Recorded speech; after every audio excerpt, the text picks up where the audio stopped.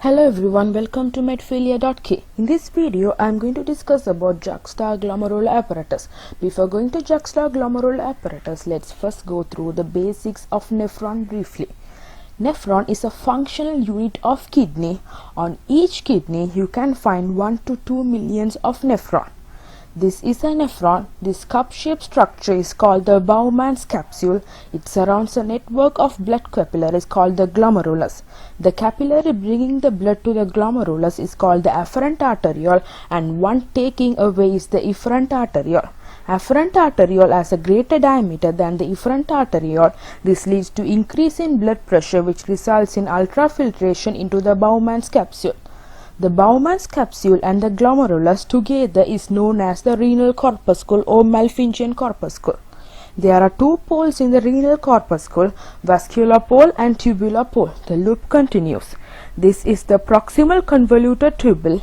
Next, this elongated hairpin shaped loop is called the Henle's loop.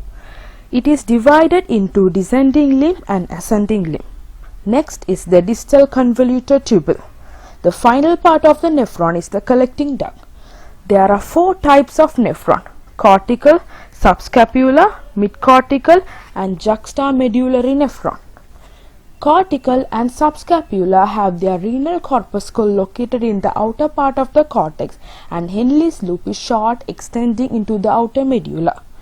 Midcortical nephron have their renal corpuscle located in the middle cortex, and Henle's loop is of intermediate length. The final one is the juxtamedullary nephron. I have shown this in red because juxtamedullary nephron are nephron which contain juxtaglomerular apparatus. Renal corpuscle of the juxtamedullary nephron is positioned proximal to the base of the medullary pyramid, and the Henle loop is long enough to extend into the inner regions of the pyramid. Keep in mind that juxtamedullary nephron are nephron that contain juxtaglomerular apparatus.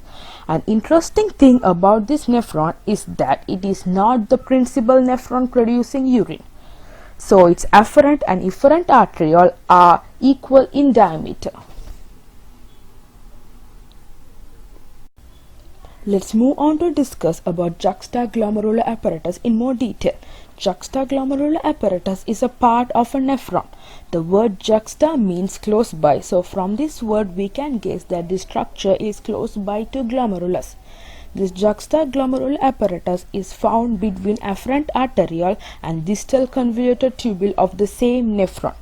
This is juxtaglomerular apparatus. In this type of nephron, distal convoluted tubule is closer to the vascular pole. In this apparatus, the wall of the afferent arteriole and sometimes the efferent arteriole is modified. They are large rounded cells consisting of spherical nuclei. They differ from typical smooth muscle cells. These cells are called the juxtaglomerular cells. These cells are present in afferent and sometimes in efferent arteriole. At the site of contact at the vascular pole here, the wall of the distal convoluted tubule is also modified.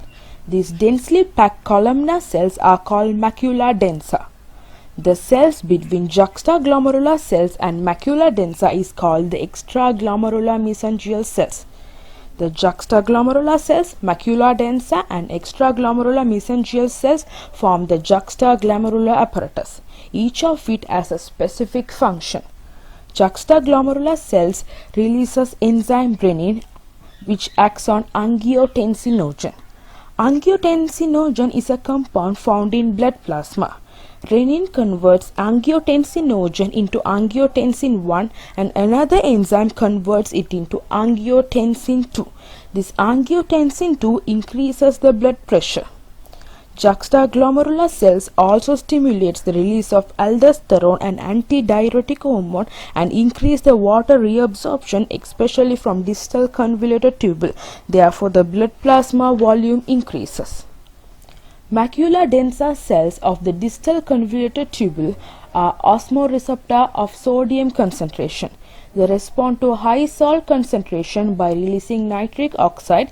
It inhibits the tubulo-glomerular feedback response and reduces the filtration rate. Macula densa also regulates the release of renin.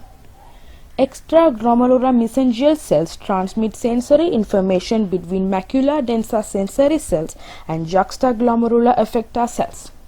That's all I have for this topic. Hope my video would be helpful. See you in my next video.